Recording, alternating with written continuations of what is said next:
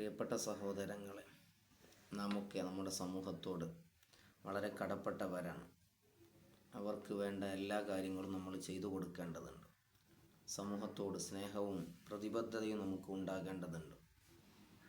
പരിശുദ്ധമായ ഖുർആനിൽ സൂറത്തു നംലിൽ ഒരു സാഹചര്യം വിശദീകരിക്കുന്നുണ്ട്. നബിയുല്ലാഹി സുലൈമാൻ നബി അലൈഹിസ്സലാത്തു വസ്സലാം കടന്നു വരുന്നു പരിവാരങ്ങളും.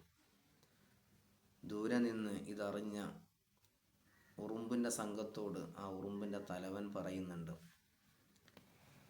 ഹത്താ ഇദാ അതൗ അലാ വാദി നംലി ഖാലത് നംലത്തുൻ യാ അയ്യുഹൻ നംലു ദുഖുലു മസാകിനകും ലാ യഹ്തിമന്നകും സുലൈമാനു വജുനൂദുഹു വഹും ലാ യശ്ഉറൂൻ. സുലൈമാൻ നബി അലൈഹിസ്സലാത്തു വസ്സലാമും പരിവാരങ്ങളും വരുന്നുണ്ട്. അതുകൊണ്ട് ഉറുമ്പുകളെ, നിങ്ങളൊക്കെ കൂട്ടിലേക്ക് കയറണം.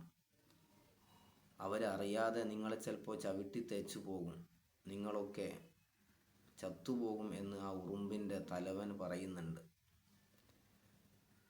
അല്ലാഹു സുബ്ഹാനഹു വ തആല സുലൈമാൻ നബി അലൈഹിസ്സലാത്തു വസ്സലാം ഇത് അറിയിച്ചു കൊടുത്തു. അങ്ങനെ അടുത്ത ആയത്തിൽ കാണാം, ഫതബസ്സമ ളാഹിക, സുലൈമാൻ നബി ഒന്ന് ചിരിച്ചു എന്ന്.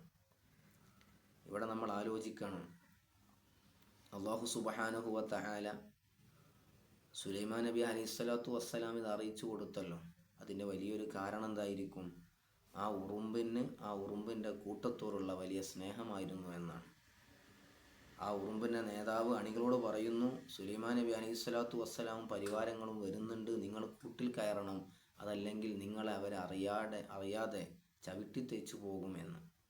അപ്പോൾ ആ ഉറുമ്പിന് അതിൻ്റെ സമൂഹത്തോട്, അതിൻ്റെ കൂട്ടുകാരോടുള്ള വല്ലാത്ത സ്നേഹത്തിൻ്റെ ഭാഗമാണ് നമ്മളിവിടെ കാണുന്നത്.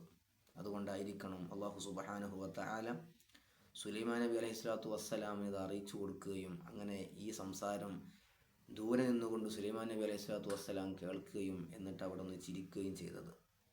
അതുകൊണ്ട് ഈ ഒരു സംഭവത്തിൽ നമ്മൾ പഠിക്കേണ്ടത്, നമ്മൾ നമ്മുടെ സമൂഹത്തോട്, നമ്മുടെ കൂട്ടുകാരോട്, നമ്മുടെ അയൽവാസികളോട്, നാമുമായി ബന്ധമുള്ള എല്ലാവരോടും നമ്മൾ സ്നേഹത്തിൽ വർത്തിക്കുക എന്നുള്ളത് പ്രധാനമാണ്.